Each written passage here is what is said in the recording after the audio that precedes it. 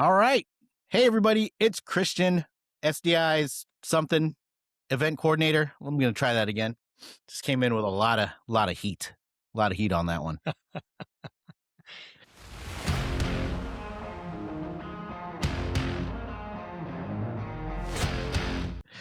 Hey, everybody. It's Christian, your event coordinator here at SDI. And this is The Gun Rack, SDI's weekly podcast on everything's firearms. I'm here with Steve, Bart, and Rick. How's everybody doing? Doing Wonderful. good. Am I yelling? A little bit. Dude, You're did a I little have pumped. too much coffee today? I think I did. I'm just excited because what are we talking about today? Tools. We're talking about tools. Gunsmithing tools, gunsmithing you setup. guys aren't as excited about tools as I am. Because at the shows, obviously, we're an online school. So some people think, oh, you're just going to do bookwork and be on your computer and da-da-da-da-da. But we send out materials and tools to our students that they need for their courses, correct? Yeah. Yeah, No, I think absolutely. tools is a great topic because I think tools is like the great divider, the great line of like what separates someone who just loves guns and then someone who also works on their guns and knows the difference. Well put. Yep, I agree. Yeah, being able to put a tool to your gun to affect a change, whether it be reliability, accuracy, customization. The tool is the point of contact between what you want to do and the gun. That's all important. So picking the right tool can make the difference between not only the quality of the project, but how long it takes to do it. If you're not efficient with your time and good with your quality, it's a tough occupation to make a living in. Exactly. And so today, what I want to do, I want to talk about tools just in general, but tools our students receive, tools we recommend our students have, and then beyond that, why these tools are such an important part of a gunsmith's life, whether it's going to be your career or whether it's something you're doing for yourself. So who wants to start? I think tools, just gunsmithing tools is a very broad thing to talk about. But there are certain categories of tools. So are you doing lathe work, milling work? Are you doing finish work? Are you doing, Cerakoting? What job are you doing? And then that really classifies the tools that you're looking into getting. A gunsmith, just a regular gunsmith who's just doing general repairs on a firearm, cleanings, really the amount of tools that he needs isn't that extensive. Your regular screwdriver set, your punches, your hammers, things like that, little files, jeweler's files, things like that. That would be really, it's not the extent of it, but there's not a whole lot of tools. But when you start getting into these other categories of gunsmithing work that you can do, then you start growing your selection of tools. Yeah. Rick, I think that's a great point. I appreciate you mentioning like the difference between hand tools and machine tools and probably even think about budget too. I like that our instructors and SDI, we structure courses and programs so that like those tools aren't random. Like I think you guys like to introduce those tools with intention. So like as skills grow, so do the tools that we send and provide to students as well. Does that make sense? Yeah, it kind of all starts. Speaking of the tools that they send, I need to be able to take it apart and put it together. Well, guns typically are put together with screws and pins, and that's where the type of screwdriver tips that you have are ultra important. They need to be hard enough not to bend, but they need to be soft enough that they're not brittle. And that's really where you get into those premium screwdriver bits are really worth the extra money. If they slip or break while you're working on a project, they can scratch it. Not that I've ever done that. Punches are another tool that it's real important to make sure that you go with the quality ones. Otherwise, they bend and can certainly scratch the gun. But it all really kind of starts with being able to take them apart and put them together, which the school does a nice job of going through and introducing you to that aspect. Screwdrivers are actually really important to talk about because there's a fitment required. You can't just grab a slotted screwdriver head and go at any screw. You really have to fit it, and there's different sizes. There's thin bits. So, Bart, what is your method to fitting a screwdriver, making sure that it's not going to slip and mess up the head of the fastener? Sure. So, assuming I have a good tool bit, a screwdriver tip to work with, I hollow grind them. So that first part of the blade, as it comes up, needs to be parallel. If it's a V, it will wedge itself out as it's turned. So they need to be hollow ground. And then I make that parallel section no deeper than the screwdriver slot itself. Because if it's parallel and long, well, then it's fragile. And there's a real narrow range that will get the job done without rounding out the screwdriver slot. Old British shotguns in particular, they use turn screws, and they are different. They have the slot is wedge shaped. It is not parallel shaped. Now that's gone out of favor, obviously for several different reasons, but being able to grind and fit those to fit the particular slot, especially on side-by-sides, over-unders, higher-end guns is super, super important. That is a skill, just like repairing the gun is a skill. Well, Yeah. let's take a step back and take it to the basics, because one of the biggest questions I have when I'm at the booth is, what do you get and what do you need? And so let's start there. As a prospective student, if somebody was getting prepared to come to SDI, what would they need themselves, and what do we send them in general in say the first quarter? Well, this is an ever-changing thing. So we always reserve the right to change tools, and as we modify classes and modify assignments, then the required tools that either SDI sends or the student will purchase is going to change. But generally, in the first course, you're going to get your general takedown tools. So your hammers, your punches, those screwdrivers, and then Bart just mentioned hollow grounding them. So those are modifications you can make to the screwdriver set that you get. And then you get a cleaning kit. Later in the courses, you get bedding material, or you'll have to purchase bedding material on your own. You'll have optics that you'll mount to a firearm. You'll actually get firearms as a tool set. So it really just depends on what class where the students are going through.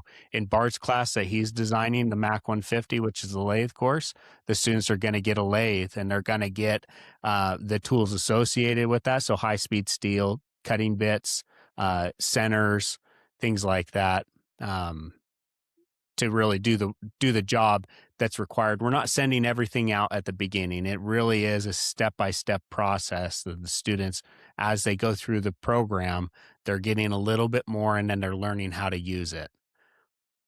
So, yeah, I get a lot of questions about the hands-on piece, and this is where I can address it pretty simply. I've also gone through a gunsmith school that was completely hands-on. At the end of the day, whether that instructor is on a screen talking to you, or they're talking to you in person, you are still the person putting your hand on the tool, on the workpiece, and you are causing, you're doing your work, you're making your modification, you're doing your sanding, grinding, polishing, filing, whatever the case may be. So at the end of the day, you still have to be able to take and pick up that tool and work with it. And that's something to always kind of keep in mind. Learning how to use the tool. It may sound funny to sit there and say, I know how to use a screwdriver. There's some techniques that you're going to need to learn in gunsmithing to be able to get that screw loose to begin with. Am I going to hollow grind it? Can I get the screw out without breaking bit after bit after bit? There's a lot of those little nuances that you'll learn along the way. But at the end of the day, it's still you and the tool and the workpiece. You still have to be able to put that tool into the workpiece, and whether it be a gun or a wood project or a metal project, and make your modification or your change. I think is so important too, Bart, is how you manipulate the tool with your body is really important. Bart recorded a video a while back for one of our classes where he's showing how to use a Dremel tool or a rotary tool, and how to use the body as a stabilization and the vise that the material is clamped in, because just knowing how to hold the tool is really important, and it takes time to learn that. I mean, a punch. It seems super simple to take a punch and smack it with a hammer and to get something loose. It's not always that simple. You have to learn how to hold the material and then the punch on top of that pin, and then the hammer with two hands. Sometimes that can be challenging, or how to leverage a securing device like a vise or something like that to help you with that work. So that takes time to learn and skill. It's just not something that you just hop into. And it's so important that people out there, and we try to remind our students to use finesse. It is really easy for people to be heavy-handed. They're used to framing or whatever, like large scale construction, where, you know what, if I'm 1/8 of an inch off, who cares, or a 1/16th. Well, in gunsmithing, you don't have that luxury. You've got to be exact. So Rick, it's knowing when to choose the right tool and how to use it with precision, right? Yeah. Christian, I think to go back to your point of like where to get started, I think for most new students, what I hear a lot is they're excited to get started. That's not the problem, but the problem is not knowing where to get started. Maybe there's some intimidation there of not picking the right tools, or not knowing even what tools to get for the first time. I think that's the great thing about SDI. It kind of removes a lot of that guess factor. You have instructors, you have subject matter experts there, you have the resources. And then also the other thing I tell students a lot is you have a lot more than you think. So I know with SDI and the courses, a lot of those tools and materials are provided in the course. But then you have those shopping lists, which use a lot of items that students may already have. But you have those resources to make sure that the tools you're using are approved and recommended for use by SDI. What do you guys say? Because I run into folks that, they just want everything. They want the best of everything. And so before school starts, they'd be like, well, I need the list. I want to go buy all the best stuff and all that. Say they've been working on firearms for a while, but they're still kind of in that beginner level. What do you tell them?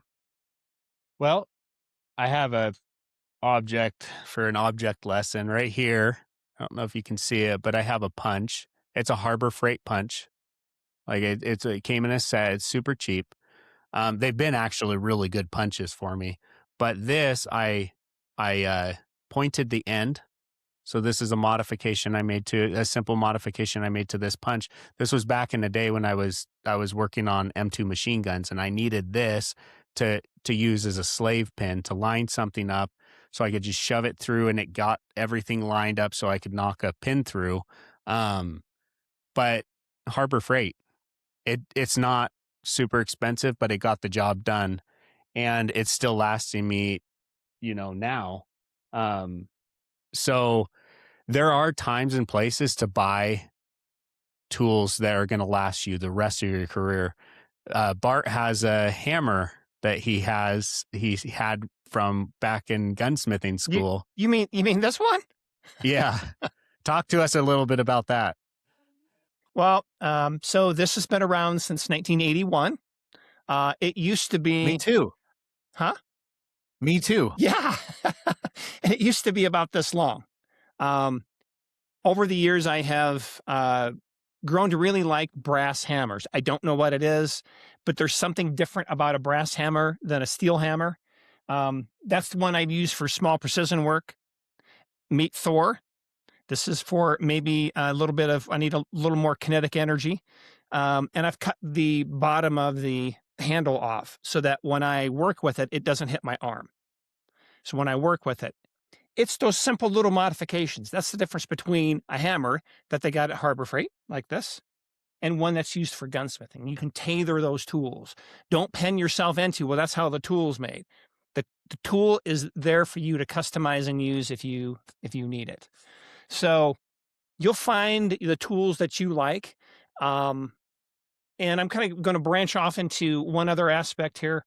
The 3 tools that I find that most gunsmiths and most really mechanics overlook are the 3 that they use on almost every single project: your bench, a vise, and lighting.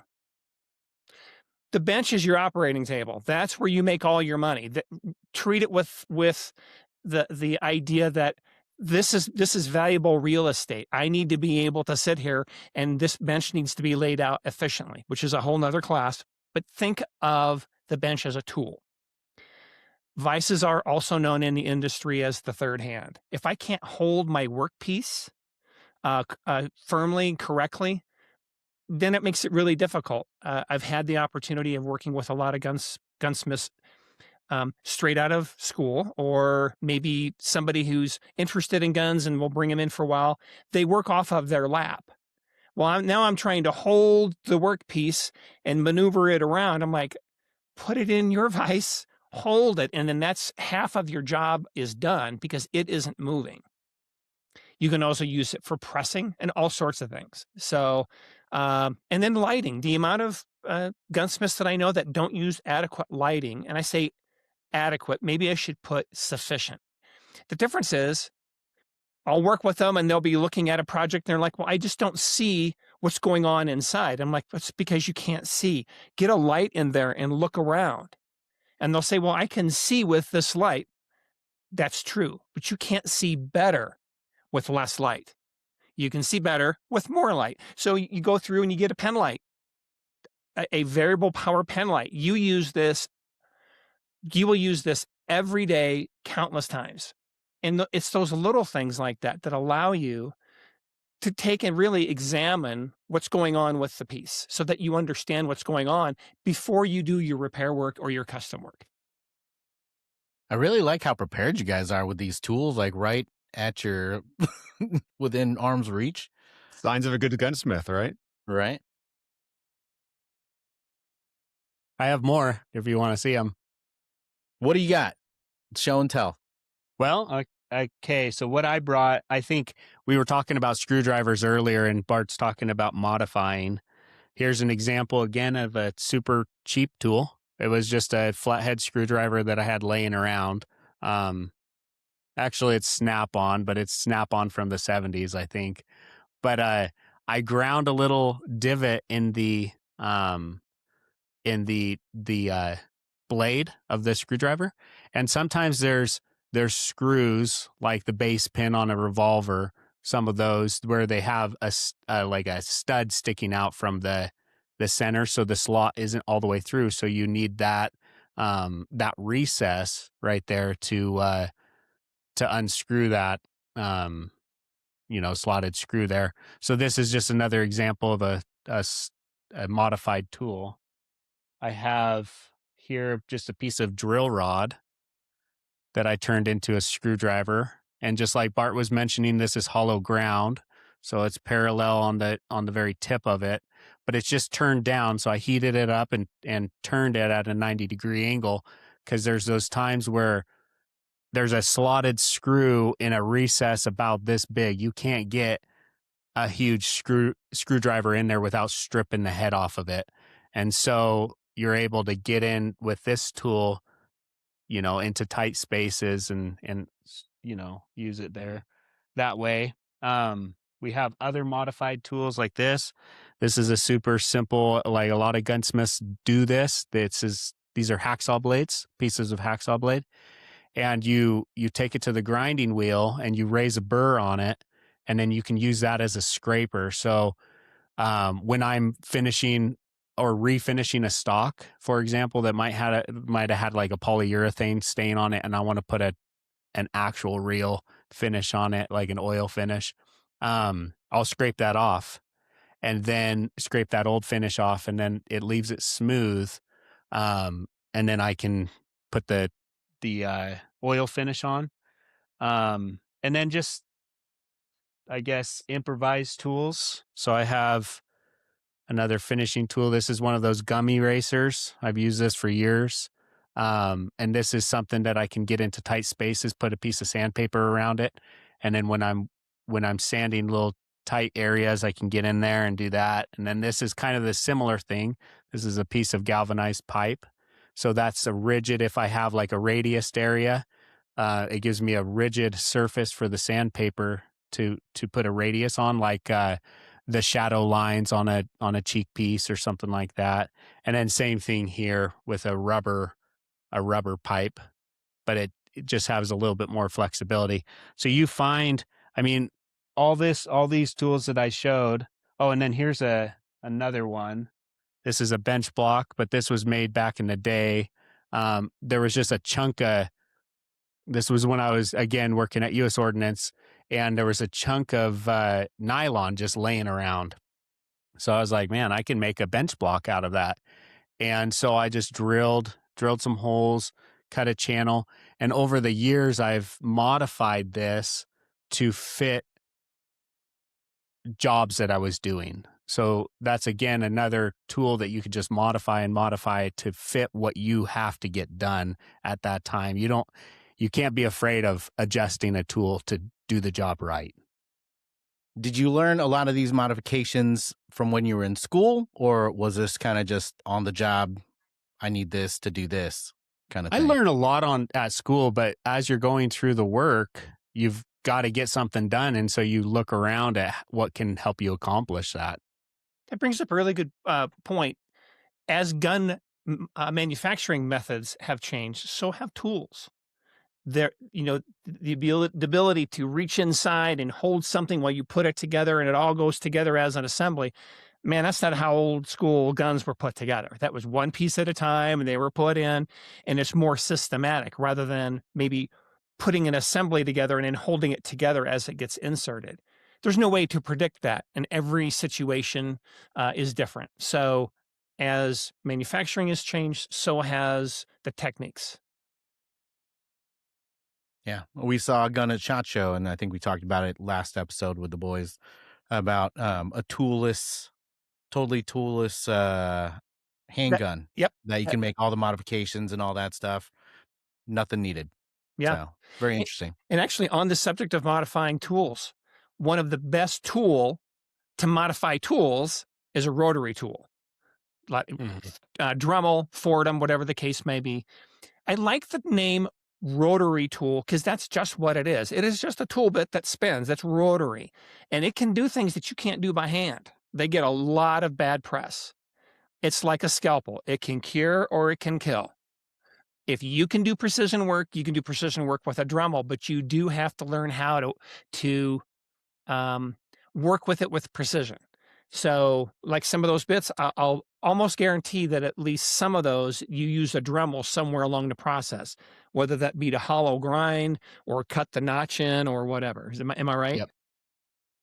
For me, yeah, I probably did. This was back in the day that I made this, but I wouldn't be surprised if I used a Dremel tool on that to cut that down, just with a stone, with one of their stone bits. And yeah, and that's why we included that in the course. It's such a time saver, and again, it's really astonishing what kind of precision work you can do. Think of a dentist, just a rotary tool, and they can go in there and they can shape your tooth and do all that stuff. Well, it's as precision as you are. So learning the skill of how to operate one is important, and we introduce the students to that in the machining course. You guys taken different approaches, with whether it's modifying your tools or when you buy your tools? Is it acquiring them out of necessity, or do you go with the approach of, I need the whole machine shop, I need every tool at my fingertips to get started? I think that's a good way to go bankrupt. I don't know, Bart, what do you think? Oh, great point, Steve. If it's a hand tool that I can easily modify, by the time I go over and order it and wait a week for it to come in, or 2 weeks, or if I can find it, I've already modified it. So for hand tools, things like that, I have drawers full of specialized bits and things that I just keep off to the side. And I'm like, I know I got that in here somewhere. When it comes to specialty tools to do a job, the best thing to do is, at least in my experience, is to work with the customer and say, this is a special job. It takes a special tool. I may not use this for another 10 years. I've heard people say they buy the tool, you do the work and get to keep the tool.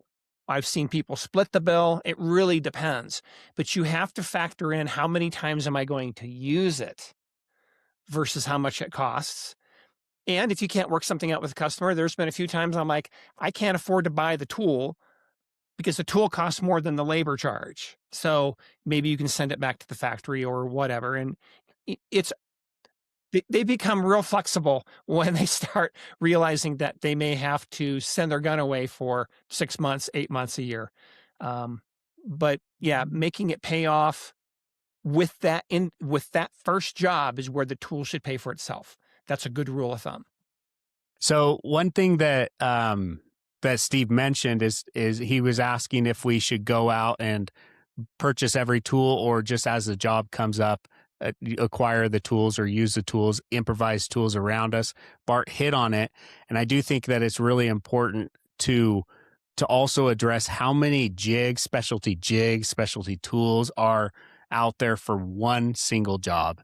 And the example that I have in mind is the pivot pin for the AR platform. There are so many manufacturers out there that make their own special tool for this, and people get wigged out about, oh, this is so difficult to put in. But really, as a gunsmith, if you were to go out there and purchase every single tool, every single specialty jig and tool, and like Bart said, maybe use it every 10 years, you'd go bankrupt. That's way too expensive. As a gunsmith, you learn how to use the tools, very simple tools, your punches, your screwdrivers, your scribing tools, hammers. You learn how to use those in creative ways. And if you can't use them, typically in the way that you're wanting, typically you end up modifying something. And it might be as simple as just a wooden dowel that you have laying around, or an old, like Bart points out in some of our classes, an old ramrod, muzzle loader ramrod. You're improvising or modifying those things to fit your situation. There are times when you can go out and you need to go out and buy that specialty jig or tool, but it's really not that often. I'm going to piggyback off of something too. If you get a request to do a specialty project, and then you get a second, and then you get a third, maybe you can use that to sit there and say, is there a demand in the market? Maybe I will use that more often. And I'm going to give you a great example. I know a guy who he got into making optic cuts on semi-automatic slides, like Glocks and such for optics.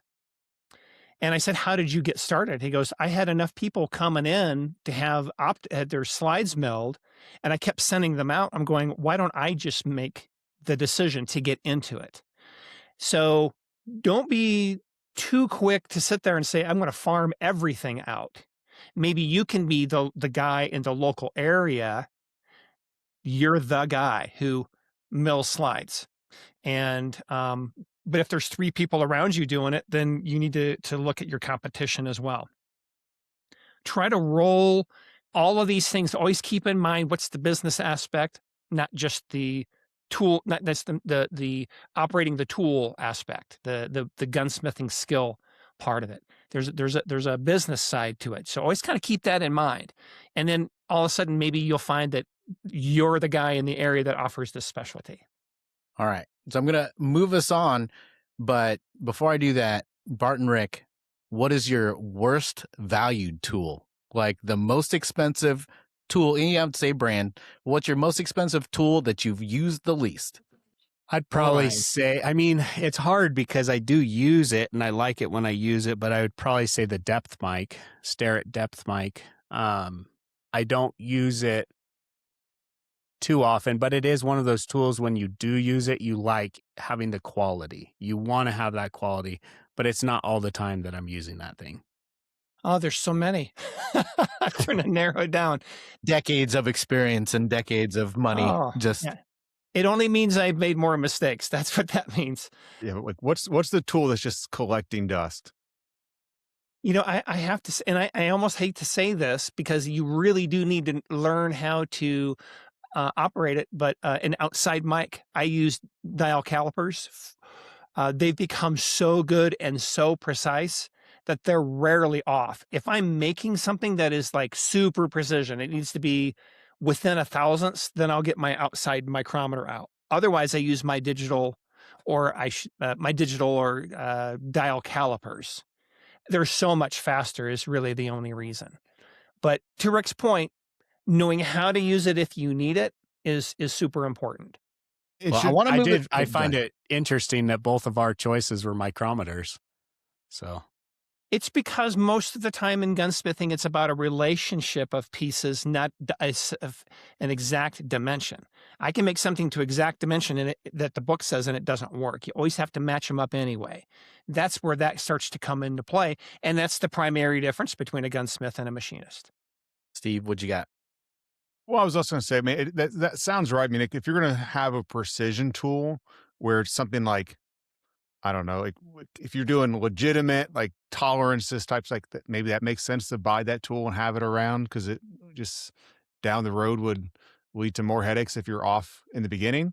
But I was also going to say, like, are there tools or pieces of equipment that, like, because technology is changing, like, man, I bought a big tool now, but in 10 years, it's not going to even be used because either the firearms are changed, my market has changed, what customers are wanting me to build or work on has changed, or is there just now a better tool out there? Has that happened to you?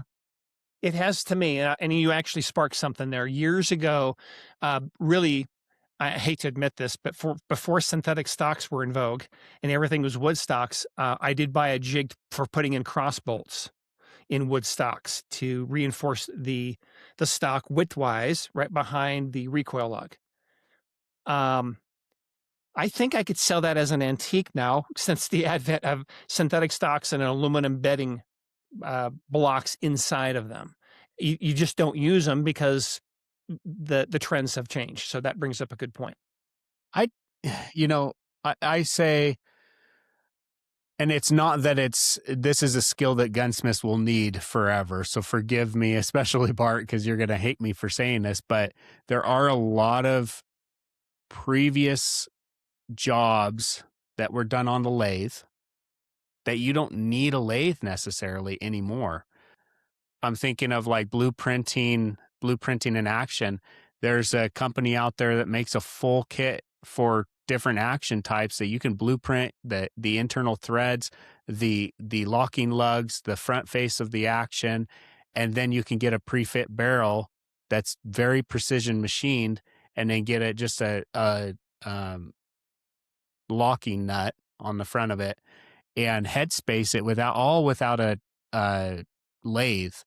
Now, but with that said, it's not just go out and throw your lathe away, because knowing how to use a lathe is super important, because there will always be jobs for that. But that is an example of how the industry is moving. There's a lot of those jigs now. I mean, think of like 80% firearms.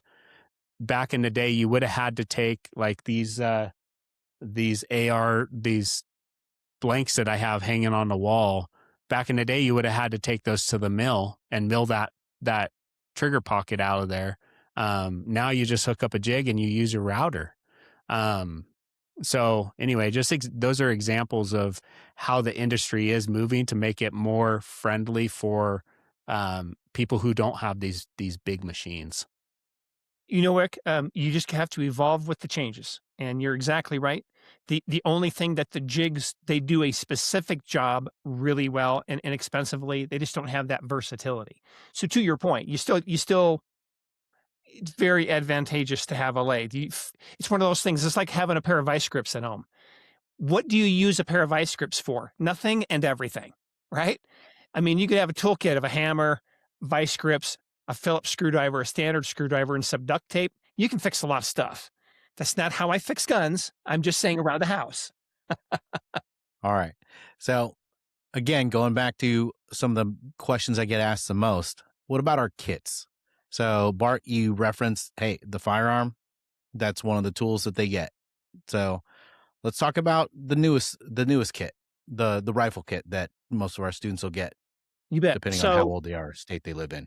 Yeah, the classes and the tooling is all put together as one package. So we start with what do we want to teach? We pick out a firearm, needs to meet a lot of criteria, and then we figure out what do we want to do. Then what tools do we need to use to get this job done? And then what are the techniques? So it's a stair-step building process, not to bring all of the and inner workings to the surface, but it is put together as a package. I guess all of that to say is that when you get the gun, it's a thought out step-by-step process, not only in the lecture material, but in the tooling and how to do good, sound, basic, fundamental gunsmith jobs. Okay. And Rick's got it in his hands, I'm assuming?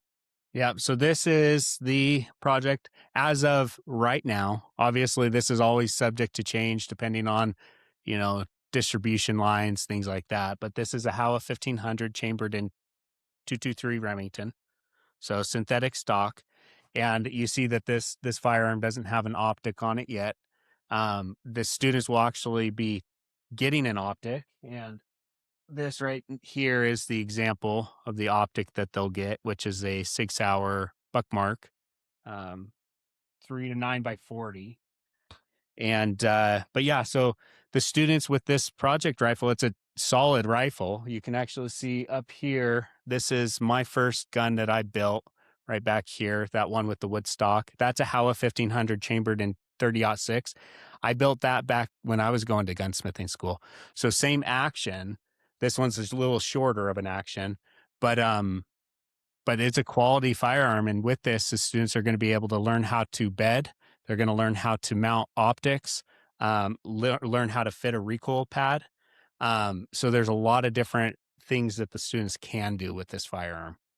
Yeah, I think there's also something different when you're also working on a firearm that's yours, right? Like that firearm we send to students, they get to work on it, they get to keep it. So my question is, both of you have been gunsmiths for a while, some of you longer than others. You both have been at SDI for a while now. Tell me about the importance of, like, man, not only is it great that they have access to the classroom materials 24/7, but is there something different about having access to the tools and materials, whether it's the rifle or a lathe, at your house 24/7 as well?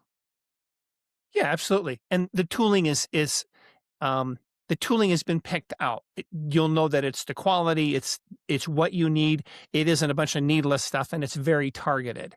So that within just a very few tools, actually, you can do a lot of stuff. Because you can learn how to use the tool in multiple different ways to accomplish different things. So having that there and having it targeted and having it come through in a kit, it's all pre-decided, pre-chosen for a reason, quality and quality, size, shape, all that kind of thing. It takes all that guesswork out. You can have the confidence knowing that all that deciding has been done. And what about, like, for students in our associates program for gunsmithing? Is there something going to be different about being a gunsmithing student and that lathe isn't in a classroom on a campus, instead it's in their workshop at their house, having that access all the time? Yeah, I think that's super important. I mean, there's going to be, I foresee, we haven't put students through that class yet. That won't come until around September, that our first students go through. Yeah, But, and I mean, students that having started now, that's because of the course progression. That's when they'll hit it for the first time this September. Exactly. Yeah. So they have to go through the earlier courses first, and then they'll first go through that course later, because it is one of the later courses, because you have to learn so much more before you get into that machining. There's a lot of foundational stuff. Makes sense. But but yeah, I mean, having the setup right there is super important. I mean, the students are going to be so excited taking that course, and they're going to go down and they're going to start putting threads on everything probably and drilling holes and everything. You know, once they learn the skills, they're going to really enjoy it. The vast majority of students, you always get those students who don't care, but the vast majority of the students, and especially those who really want to develop that skill, which is a really important skill to have, they're going to be excited about that. I remember back when I was going to gunsmithing school, I had to go home for the day, and that was like yanking me away from my, like a child almost, because my gun was there. Like that gun that I have up back behind me, that was there. It was getting built, and I'd have to put it in my locker every day and walk away from it. And that was So you went really from like hard. supervised visits in the classroom to full custody at home. Exactly. Yeah. Yeah, it's really interesting. You can take, you get to take ownership, not only of the project, but the cool thing is, and you've heard this probably your whole life, but I'm going to say it a little bit different way. You own those skills the rest of your life. You own that. And you can walk into a gun shop after you kind of like go through the lathe course. Since the lathe course is gunsmith centric, that is what it's completely based around, is being able to do gunsmith type work. You can look at a potential employer and say, yes, I know how to thread. Yes, I know how to chamber. I know all the basics of how to measure and properly fit the receiver to the barrel. I can do all of these things. And that's something that you own. It's kind of hard to convey other than the fact that you have a sense of confidence, that you can go in and you can dig in and work your craft. Gunsmithing is, a lot of books can go through and they teach you about the technical piece. We try to weave in the craft piece, the artisan piece. What looks right? How do I get these shapes and corners and curves and things you can't do on a machine? How do I inlet that barrel channel? So it's the craft that we teach as well. That's something else you own. And that's another thing I hear a lot from students and graduates, whether they either went to school for something else or they've gone to other schools, traditional colleges, or they haven't been to school in a long time. When it is something that they're passionate about, or they own it, they get those skills. I guess you could say it compresses the learning curve almost, or it makes it easier when you have that excitement. Yep, I'm looking forward to getting back into the classroom to learn this new skill because that passion is driving it at the same time. So I think that also makes the student experience a little bit different too. Yeah, they start from an educational foundation. You have to have something to build your skills off of. You can go to the internet and find all sorts of stuff. Who's right? Who's wrong? Who's half right? This has been thought out, vetted, looked over, reworked, and revamped and revised in so many different ways before a class even hits the students. And then with the new programs that they've done to kind of update them and things, we're always looking for ways to make sure we're giving the best foundation to build off of. But without a foundation, your education really doesn't have a good reference point. And that's really our chief goal, is to create that foundation. Yeah, I think what's most important is, I think, and this is not to bag on any other gunsmithing school. I mean, Bart and I went to a brick and mortar gunsmithing school and it set us up really well. But what we try to stress here is that you learn the foundations of gunsmithing, the theory behind firearms and how they function, the physics behind them, the cycle of operations, the different operating platforms, operating systems. If you really understand that, you can understand now how you can modify or change things without affecting those principles. If you really have a solid understanding in those principles, then you can go out and do a lot of things. I mean, just simply, this is another stock I designed up there. And I mean, just simply designing a stock. If you're brand new to gunsmithing, you might be like, oh, there's a certain way to do something and I have to know exactly how to do it. Well, you'll learn that in gunsmithing, there's a lot of times where there's no one way to skin a cat. There's a lot of ways to do the same job as long as you understand the foundational principles and you're not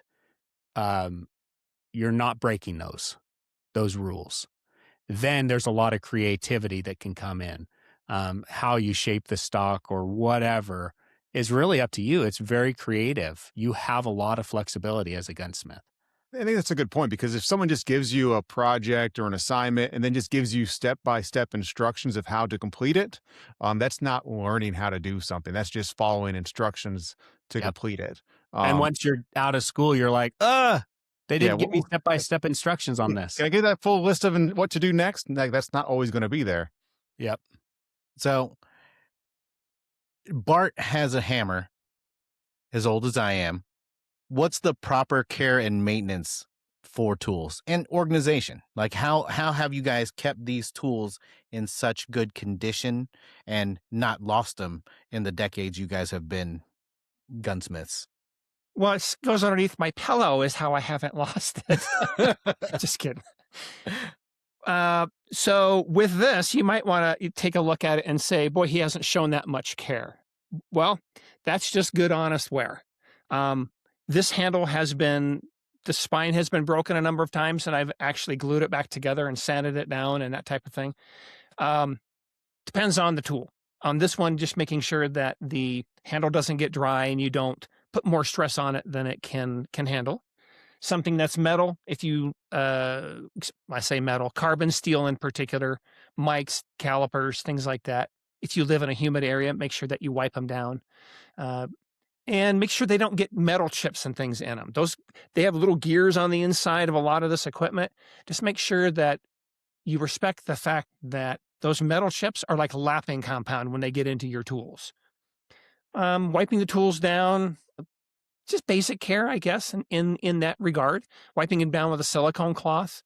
But the metal chips is the one I think that a lot of people underestimate how much damage it can cause. But if you look at it as lapping compound, all of a sudden, okay, I get it. That's going to wear everything out really quick. I think also when you're actually doing the work on your bench, you're staying organized. I've worked with so many gunsmiths that I just don't understand how they don't lose parts. Like they take a gun apart and it ends up in a big pile, and it could sit there as a big pile for 2 weeks. They might have to order a part or whatever, and it's just this pile on their desk. And these are little springs and little detents and everything. And the tools, I've seen a lot of very messy gunsmiths. So I think it's really important. Obviously, it's really easy to get that way because I have to do this job, so let me pull this tool out. And now I need to do this. I'm going to pull out another tool. And then pretty soon you have tools scattered all over the workbench. It's really important to stay organized. Put the tools away you're not using anymore. Take that time to get them out of your way. It keeps them, it prevents them from getting damaged, dropped on the floor. If I dropped we were talking about micrometers earlier. If I drop those on the floor, that would be terrible, So because I'm moving things around and everything's chaotic, it's really nice to just keep things clean and organized as you're working on things. I think, Rick, you've shared a story with me before where you had a customer bring in a rifle or an antique gun that was just completely disassembled. It could basically fit inside like a gallon Ziploc bag, and that's how they brought it to you, type of thing. So I can only imagine, like, if you don't have a system, like, you're already broken. You're behind. Like, if you have. Well, going back to the piles that I was talking about again, a certain gunsmith I worked with back in the day. You want to name his name? Not going to give you a name, but he had like 7 piles of gun parts. Oh, this is the Remington 700. Oh, this is the 1911. This is the, so on and so forth. The Marlin 336, whatever. All these piles on his desk of different guns, because he's ordering parts for every single one. And I was just like, dude, that's just asking for trouble, because parts are going to get mixed up. And then what was this spring for? Was this spring for that gun or this gun? And so anyway, yeah. Well, if you're a real gunsmith, Rick, you'll just know. You know what goes where. Certain guns, yeah, but not all of them for sure. I think I worked with which his is brother. the first comment in the comment section right now. I think so. We've talked a lot about the firearms, the tools, obviously. But I have another question for you guys. Like, how do you go about picking your resources, like your books? Is that an important part? Is that going to be sticking around in your shop, like the exploded gun diagrams, other how-to manuals? Is that something you want to keep, and how do you go about picking those out? some brands, some companies like Gun Digest and thing make great manuals. And going through and just if you can go through and kind of see what's in there, does it carry the common stuff? There are books like Flaterman's Guide has a lot of the old stuff, so I can identify at least what I have. Go through and look for the gaps in where your disassembly manuals miss, trying to fill in those gaps. But always keep a mind on what are the principles of how they work, so that when you do get a bag o' gun in, well, I know these are internal hammers. I know these are V-springs for the hammers. Okay, separate those out, and you can, through deductive reasoning, eliminate what it is and what it is not. So by reputation, do a Google search and find out what books get a lot of positive reviews, and ask fellow gunsmiths would be typically how I've done it. Are there any books or manuals that you would recommend, like gun Bibles that you just want to keep on hand? I Or a have a good start? library. I'd be here all afternoon. I I have think top 3. Brownell's Encyclopedia of Firearms, which I don't know that you can get anymore. The Gun Digest series. And I actually like the NRA guide they give a little bit of history on some of the guns that can be useful. So I would say those three: Gun Digest, the Brownell's Encyclopedia, and NRA. I would like to take this time too to just invite those listening, our students, our former students. We live in it's kind of sad just because everything's digital now. So these publishers are really having a hard time making money through published books. So everything's going to ebook or PDF. And I hate that. When I'm at a gunsmith workbench, I don't want to pull up my computer to look at a disassembly manual. And I don't want to go to Kinko's to go and print it all off. Unfortunately, that's the day and age we live in. But if these publishers get a lot more interest in actual hardback or hard copy books, then they'll actually be able to make money printing these again. And for example, like our disassembly manuals or our exploded gun diagrams or the Cartridges of the World book, those Gun Digest books, the ones that Bart mentioned, I don't know if those are on PDF now, but a lot of those are going to PDF or ebook. And, again, it's just so much nicer just to pull it open. It's like the old Chilton's books that the fire or the car disassembly, car repair books. I mean, you have those pages they're all greasy, and they show years of being used. And that's part of the nostalgia of it is like, hey, I've used this book for 20 years and look at all the grease marks. It means that I actually use it. It's There's awesome. been so many times where I'm working on a project and like I do have it on my iPad, which is kind of nice. When they are in PDF, you can search for a certain word, you can zoom in on things. That's nice. But man, you're in the middle of something, and you look over, oh, my screen went to sleep. Yep. Okay, now my hands are greasy. Now I got to touch it again. It's just annoying. And you could crack it. I mean, you get that heavy tool, you get Thor out and you drop Thor on that screen. So. Yeah. And one of the other tools that you can use, speaking of, if you have the luxury of pulling it apart first, take pictures as you go. Use your phone, use a good light, and make sure that you can identify these parts. Because sometimes it's not only where they go, what one goes in first. What one is it that if you forget to put in, you spend 45 minutes or an hour assembling it? Not that I've ever done that.